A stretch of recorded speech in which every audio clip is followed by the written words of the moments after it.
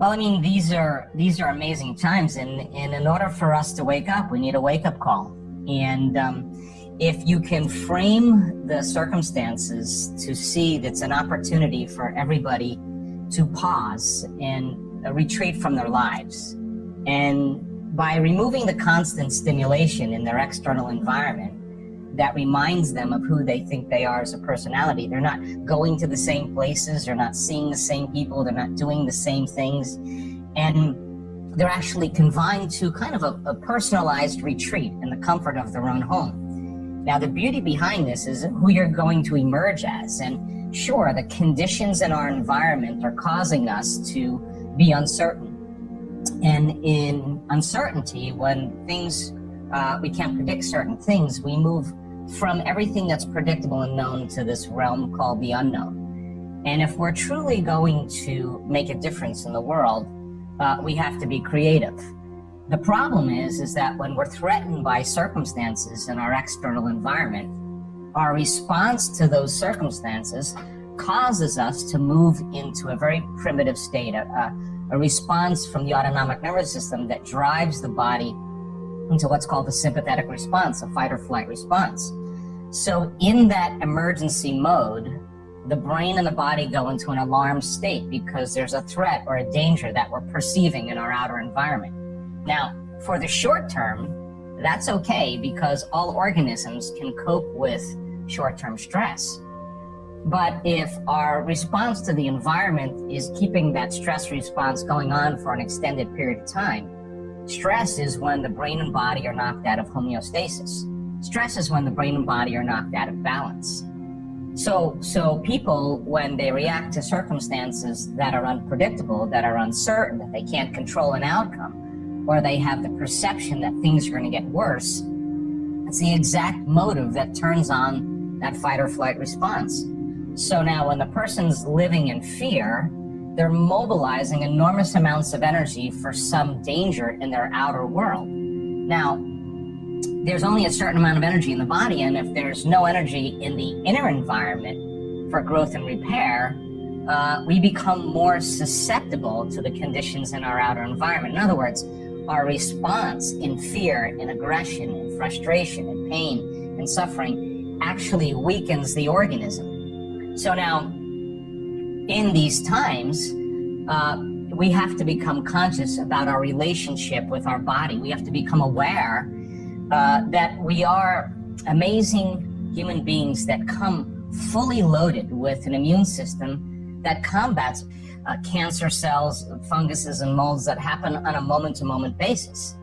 And so let's just say that in your normal life, you're reacting to the traffic, you're reacting to your coworkers, you're reacting to the news, and your response to any one of those circumstances in your outer environment causes you to feel some of those limited emotions.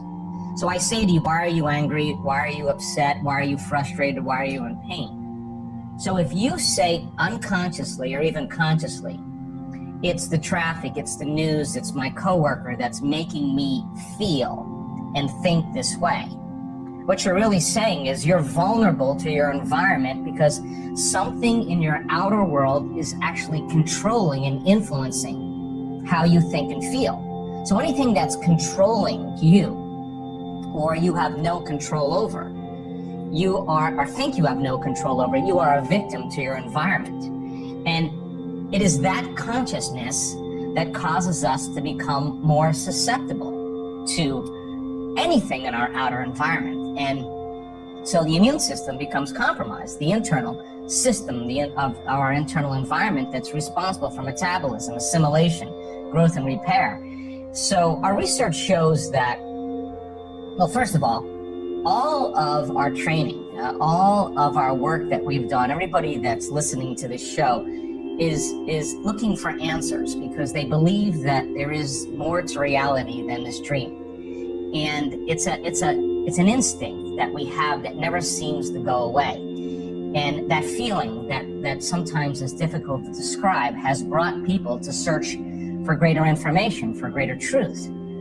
And so the relationship that we have with our body tells us that when people understand that change is to be greater than their body, to be greater than the conditions in their environment, and to be able to sustain that type of change for an extended period of time, then all of the training, all of our practice, all of our meditations, all of our transformation, all of our awareness is for times like these. This is where now we have to apply everything we've learned.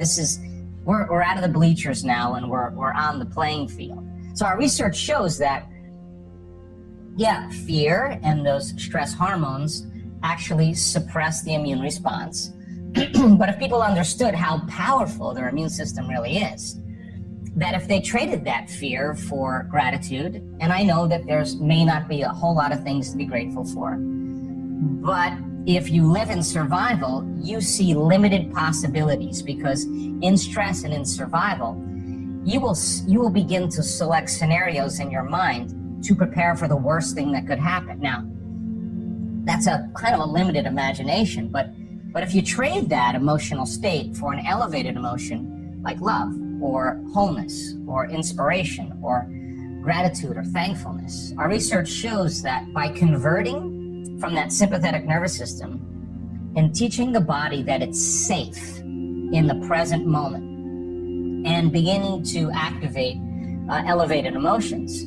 If you just practice that for 10 minutes a day for 2 or 3 times a day, that your immune system will strengthen by 50%. That's a significant amount of change. Now, that's saying that once you activate this center called your heart center, your center of oneness, your center of wholeness, the union of opposites, this is where we begin to create from. This is when we're in a state of creation, we're seeing possibilities that we've never seen before. Now we're no longer victims to our environment. We're now coming up with solutions that cause us to respond in greater ways to our environment.